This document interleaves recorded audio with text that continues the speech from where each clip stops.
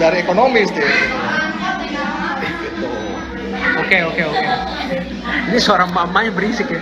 Ya you know lah guys, mama tuh adalah ras terkuat di muka bumi.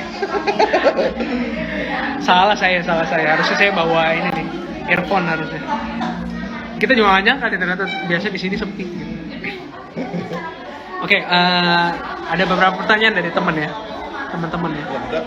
Belum ada ya. Tadi ada yang nanya, Pak Ricky biasa menjaga alokasi cash di berapa persen ya Pak? Pertanyaan dari Pak Paulus nih. Tergantung keadaan ya Steve. Kalau keadaan lagi, gue berasa gini loh, itu masalah sense ya. Lu kayak deketan. Kalau sense apa? Deketan ngomongnya. Kalau sense udah nggak enak sih. Kalau sense udah nggak enak gitu ya. Ya berarti gue akan ngasih cash lebih tinggi. Gitu. Oke, ini itu sesuatu hal yang nggak bisa diajarin. Nggak bisa. Itu insting ya. Itu insting ya. Sekarang kalau misalkan market lagi bagus-bagusnya, udah pasti porsi cash gue minim. Ada, tapi minim. Gue dalam posisi attack mode gitu ya. Kayak sekarang nih Steve, gue waktu itu kalau lo inget gue pernah bikin artikel masalah berber ya Steve. Iya. Dan kebetulan waktu itu ada saham OSP naik kan. Oh iya. Nah itu juga sebenarnya cara gue raising cash, karena gue udah ngerasa bahwa ini sebenarnya agak nggak enak. Bilang aja wins lah. Nah, bilang aja wins gitu. Kan udah ditulis di artikelnya. Dia jual wins buat jaga-jaga sebenarnya. Karena gue percaya gini loh, sekarang gue ngapain gue ngarapin wins ya, anggap gini ya. Udah 600 banyak, 600 sampai 700 gitu ya.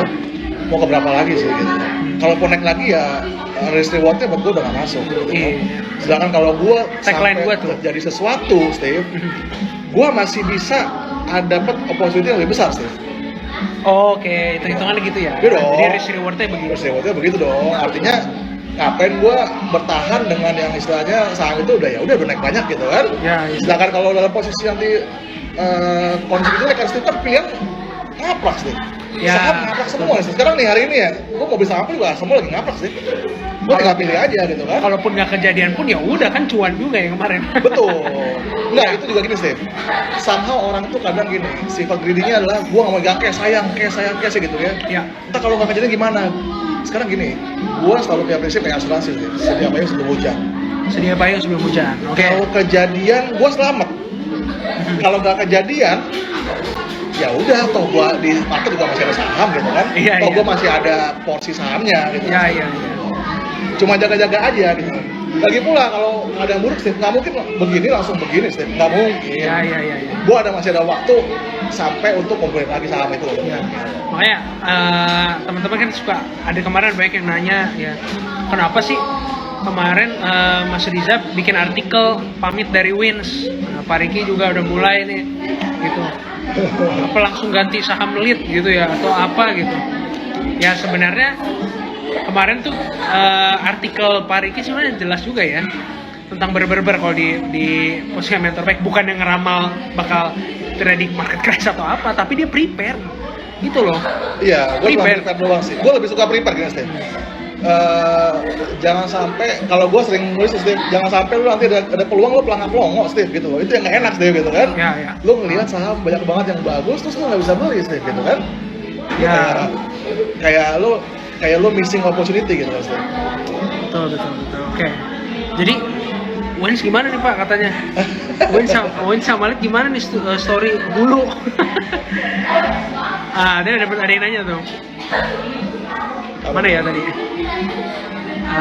Pak, kayak sebaiknya di RDN saja ditarik dulu ya? Ya itu masing-masing sih ya. Ya itu terserah ya. Terserah ya, maksudnya setiap orang punya cara sendiri buat preparing cash-nya gitu ya, kan. Jadi itu preferensi lah ya. Iya. Nggak bisa di sama ratain lah. Karena kekuatan modal orang-orang juga beda-beda. Sebenarnya gini Steve, orang-orang bilang kayak sekarang semua breeding gitu. Gue juga breeding sama Steve gitu. Gue juga breeding, tapi bedanya mungkin gue masih bisa prepare gitu Steve. Artinya gue masih tersedia peluru gitu kan. Iya. Itulah Steve ini loh, mentor baik juga pernah ngomong Steve. Mentor baik selalu remind gitu ya. Kalau kita udah merasa nggak enak, biasanya gue remind Steve. Di artikel gitu kan, kok gue merasa nggak enak nih gitu. Maksud gue tuh gue remind supaya teman-teman juga prepare gitu Steve. Jangan juga nanti ada peluang juga jadi nggak bisa manfaatkan gitu Steve. Nah, ini ada pertanyaan menarik juga nih. Akhir-akhir ini LKQ3 keluar, bagus-bagus nih hasilnya. Tapi kok harga sahamnya malah jatuh. Nah, kenapa tuh Pak? Ini kita ngomong saham, satu saham apa banyak saham nih? Ya enggak lah, ini secara general lah, secara general. Kayak kemarin Wins Q3 bagus. Gini lah, Steve. AMSP Market bagus. lagi turun, Steve, itu nggak ada ampun. Iya, mau kinerja bagus juga ya. Nggak ada ampun. Jadi lu jangan expect bahwa kalau market lagi gitu lah, market lagi naik juga, market lagi naik, Steve. Even bila jelek pun akan di cover. Iya. Gitu pun sebaliknya, Steve. Kalau market lagi turun, Steve, lu mau kasih berita bagus kayak apapun juga nggak bisa cover, Steve. Gitu. Iya. Memang lagi momennya turun terus, Steve. Nah. Kita nggak akan cover gitu. Jadi ya mungkin sesaat doang bahwa kakak bagus gitu ya. Ya udah mungkin sahamnya turun tapi ya nggak lebih dalam dari yang kemarin atau yang lain gitu kan. Ya. Kita bahas ya. Tapi kalau misalkan market turun lagi ini ya lu mau pakai duit apapun ya agak susah market nahan sih. Oke. Wins deh. Kenapa tuh? Ya, Q3 bagus ya. Pada Q3-nya turn around. Naiknya net profitnya naiknya banyak banget loh. Tapi kok dihajar rungkap gitu katanya. Sebenarnya gini, ada 2 artikel bagus yang kita sempat bahas terakhir Steve. Dulu gua bikin artikel judulnya kalau nggak salah permainan angka dan psikologis. Permainan angka dan psikologis ya. Artikelnya. Jadi sebenarnya Steve, sektornya bagus, industrinya bagus, lagi hot banget Steve. Tapi masalahnya saking bagusnya, saking hotnya Steve, kadang orang lupa valuasinya. Oke. Jadi market tuh terlalu berekspektasi terlalu tinggi Steve. Sedikit aja jelek aja, itu hukumannya ya parah kayak kemarin Steve gitu ya. Iya. Jadi sebenarnya kalau dibilang ada masalah dengan Wins nggak ada. Yang gua bilang justru hebatnya apa tuh? Gimana misal market itu menciptakan euforia, menciptakan yang namanya greedy orang dipancing semua Steve. Ya. Untuk mendorong market lebih jauh Steve. Ya kalau udah gitu kan sebenarnya Steve kalau di euforia ya gua out. Benar. Tapi apakah dibilang jelek ya? Enggak. Cuma masalahnya ekspektasi ketinggian aja Steve. Memang mostly gitu ya, market tuh di-drive oleh ekspektasi. Iya dong. Makanya seringkali saham itu leading ya. Jadi gini Steve, kalau kita setel radio Steve ya, itu ibaratnya volume kan gede banget Steve. Oke, noise ya. Noise-nya. Kayak Sekarang itu Wins itu diputar volumenya kecil Steve. Oke. Kecil lagi volumenya gitu kan, jadi supaya nggak terlalu noise gitu. Nah, Apakah industri sudah selesai? Enggak, belum Steve. iya. Belum selesai, cuma ya kembali Steve. Kadang orang lupa Steve ya, orang beli saham itu selalu berpikirnya terlalu jauh Steve. Oke. Ini mau 1.000, mau 1.200, bla bla bla. Ya, dasarnya apa ya? Oke, ya. Kembali lagi ke valuasi, teman-teman ya. Oke, ini ada pertanyaan dari Ibu Rasa Cinta. Saya tahu ini orangnya ibu nih, cewek. Dengan kondisi penguatan USD yang kelihatannya masih lama, berarti sebaiknya pegang emiten yang banyak ekspor dong. Lebih diuntungkan. Apakah selalu benar begitu? Ya, secara short term iya sih. Secara short term. Iya, karena yang pegang US sekarang lagi untung semua Steve. Contoh ya, usaha tambang nih Steve. Sekarang mereka diuntungkan dari USD-nya banyak, Oke. mereka ekspor. Kedua Steve, deposito mereka kan juga bagus Steve, USD tinggi kan. Iya. Artinya istilahnya income dia dari bunganya cukup besar Steve, karena suku bunga naik kan gitu. Nah, Tapi kan itu kan bukan landasan kita berinvestasi Steve. betul. Jadi itu kan hanya momen-momen short term aja gitu ya, momen-momen short term yang bukan jadi big story-nya satu perusahaan, bukan sih gitu. Iya. Gimana kita ngomongin ini nih? Apa namanya? Semua market hancur, Ya, ekonomi hancur. tuh. Bukan hancur lah ya, melambat lah ya. Tapi kok kripto naik? Ya, Itu naik. Bitcoin naik. Gimana tuh? Nah, Katanya bukan investasi. tadi pagi tuh ada di artikel tuh, Steve. Oh, ada di artikel, lagi-lagi ada di artikel tuh. Jadi gini, ada 3 indikator yang kalau teman-teman tahu lah, kemarin gue sempet kasih tahu kan. Dari mulai main, sebenarnya gini, cerita gue sebenarnya yang gue bikin semua nyambung sih, sampai sekarang gitu kan. Jadi ini kemarin kan uang di kerangkeng nih sih, di kerangkeng semua, uang pulang kampung semua ke US gitu, di kerangkeng di money market fund. Ya. Kemarin Mas Dili juga udah ngomong tuh di artikelnya bahwa nih yield juga aneh nih Steve. Ini ada keanehan semua sih. Sekarang tuh investasi di US ya, yang short term, yang paling aman, yang paling tinggi bunganya. Yieldnya. Iya. Kan aneh sih, gitu Aneh. kan? Ada satu aneh kan, gitu kan? Jadi akhirnya pulang kampung semua lah saya uang gitu kan. Nah sekarang uang udah pulang kampung semua nih, tapi kan mungkin juga itu nggak endep uang gitu Steve, gitu Ya. kan? Butuh momen di mana ini semua akan keluar Steve. kalau gue bilang mereka butuh karpet merah sih buat keluar gitu kan. Oke. Nah, gue pakai nih indikatornya 3 tuh. Kripto sebenarnya apa sih? Itu kalau teman-teman gue tahu ya, gue cerita masalah risk on, risk off. Kripto ini gue pakai indikator sebagai risk on, risk off. Kenapa, Steve? Karena kripto kan nggak punya underlying, Steve. Benar. Itu kan investasi apa? Belakangnya juga nggak ada, Steve. Lo beli apa? Nggak ada kan? Ya. Kalau sampai kripto dapat aliran uang, Steve, ini kan lagi kering nih. Oke. Kripto ditetesin uang dikit ya, Steve, gitu ya. Ada yang berani ngasih uang ya, Steve. Artinya apa? Orang udah mulai sedikit confidence kan. Oke. Jadi istilahnya ada sedikit mereka keberanian. Walaupun baru setetes doang sih. Karena gue bilang itu risk on, risk off. Jadi gue kripto itu sebenarnya bukan apa ya, Steve? Bukan mainan yang gitu doang. Gue lebih sifat belajarnya ada, Steve. Lebih gue pakai sebagai indikator gitu, Steve. Bukan buat investment ya. Bukan buat investment. Jadi meski Pak Riki sempat ya suka kadang-kadang ngepost soal Bitcoin, bukan berarti dia serius di sana gitu ya. Dan mungkin tahun depan juga ada sentimen halving ya. Kalau di Bitcoin tuh ada halving gitu.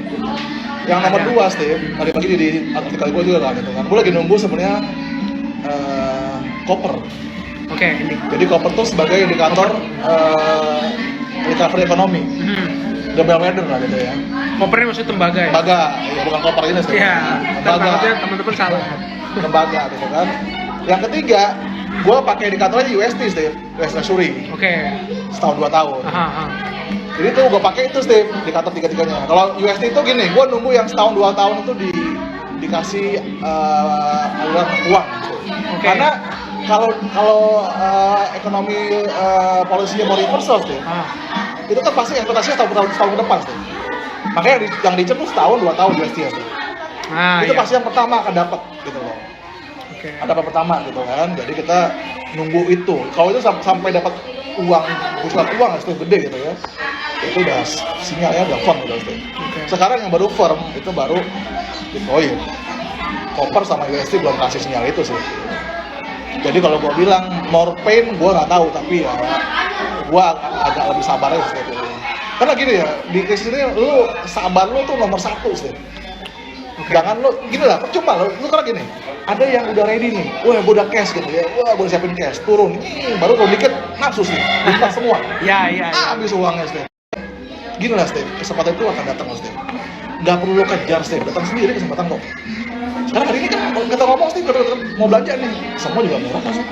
Betul. Kan? Lebih murah lagi malah gitu kan? Ya. Apakah besok bisa lebih murah? Ya bisa aja. Setuju sih. Mending ya kadang memang agak susah juga ya. Kalau mentor-mentor ngomong beli all in kayak gitu bukan berarti dia ngajak beli ya. Itu memang tabiatnya mereka aja. Mereka nggak masalah dengan penurunan gitu loh. Kayak Robert, dia nggak masalah dengan penurunan gitu loh. Jadi ya dengan all in dia turun dia nggak pusing gitu loh. Robert lagi nonton nih. Gitu. Ya. Tadi ada pertanyaan lagi ya. Oh Steve, mana tadi? Saham apa? Kapan mau post artikel tentang saham komoditas properti yang turnaround? Oh nantilah ya. Nanti aja. Ntar kalau ditulis dikira pom terus pada beli lagi. Sekarang terus turun lagi nggak mampu lagi. Gitu loh. Nanti aja, nanti di itu. Oke, ini ada pertanyaan nih. Pak Riki, worst is over belum ya? Market dalam memfaktorkan resesi di depan. Gue nggak bisa ngomong juga sih. Selama tadi indikator itu belum confirm sih. Ya. Kalau indikator itu semua confirm sih, gue baru bisa ngomong. Oke. Baru bisa ngomong gitu ya. Tapi minimal gini Steve, minimal semakin turun terus sahamnya lebih itu semakin mulai terukur resikonya. Betul. Setuju. Jadi artinya ya bad good news-nya adalah sama diturun ya harusnya good news gitu kan. Lo bisa banyak lebih murah gitu kan. Bad news-nya lo punya cash apa enggak kan gitu. Yes. Nah kalau nggak punya cash kadang ini ya greget ya ngeliat orang-orang kok bisa belanja, saya nggak bisa belanja gitu. Emang ada kalau kayak di musim kayak gini ada bagusnya lah, masih ada cash gitu. Dan ini lah, makanya belajar juga lah gitu ya, belajar juga lah ngerti yang namanya di sini tuh belajar fear and greed sih. Gua tuh selalu belajar dari krisis itu mengenai fear and greed sih. bagaimana lu nahan kira duit lo gitu ya, bagaimana kadang sometimes gini ya, orang itu takut uangnya nggak dipakai berbelanja, nggak produktif gitu ya. Tapi kalau uang lo turun kan uang lo hilang ya, Steve. Kalau nggak dijual nggak hilang. Iya maksud, tapi kan artinya kan ada penurunan nilai gitu kan. Ya. Kenapa lu nggak sabar dikit nggak? Maksudnya udah lah sediain cash gitu kan, buat bumper lo gitu kan. Oke. Gak usah semua disekolahin, Steve. Karena orang semua sekolahin nggak susah gitu kan. Oke, ini ada pertanyaan Pak Riki, kalau data lagging akan ada perlambatan, tapi kata Pak Riki kenaikan suku bunga juga sudah tinggi, akan mulai pelonggaran nggak nih? Ya kan gini, Sudah Steve. peak, gitu. Jangan lupa, market tuh jangan duluan, Steve. Oke. Jadi gua nggak mau resesi ini, Steve. Sebenarnya market mungkin sudah memfaktorkan duluan, Steve. Iya, iya. Kayak dulu ya, saya ingat tuh ya, COVID ya. Dan selalu, Steve, ini historical ya, Steve. Low-nya market tuh bukan pas resesi. Low-nya market tuh sebelum Sebelum resesi. resesi, betul, betul. Jadi market jangan duluan, nanti begitu resesi, market comeback, Steve. Udah comeback duluan gitu loh. Karena kenapa? Ekspektasi mereka atas sebuah keadaan Steve, sudah terjadi. Iya, iya.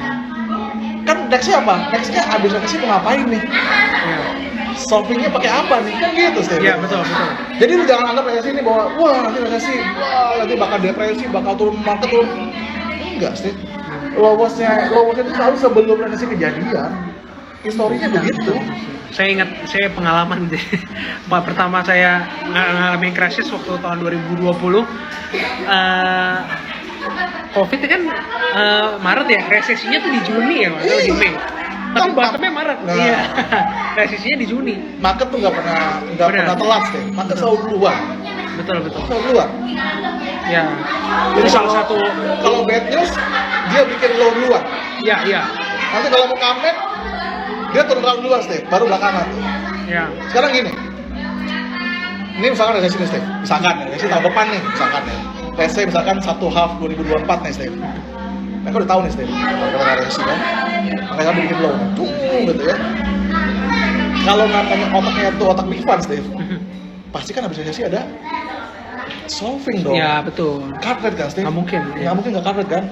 Jadi dia udah antisipasi duluan, Steve. Jadi low-nya dia bikin sekarang, nanti begitu mau resesi ya mereka udah ngambil semua, Steve. Ya. Jadi bukannya lo telat selangkah, tapi lo harus bikin selangkah di depan gitu loh, Steve. Kecuali memang yang mau dibikin tuh diincar depresi kan. Nah, Itu repot. tapi gini sih, gue nggak tahu ya. Gue bukan mau tebak-tebakan ya. Oke, Tapi gimana kalau tuh? depresi Nah. rasanya mungkin enggak. Rasanya enggak ya. Mungkin ya, Kenapa? Steve, Apa Karena alasan lu? gini, Alasan lu apa, Pak?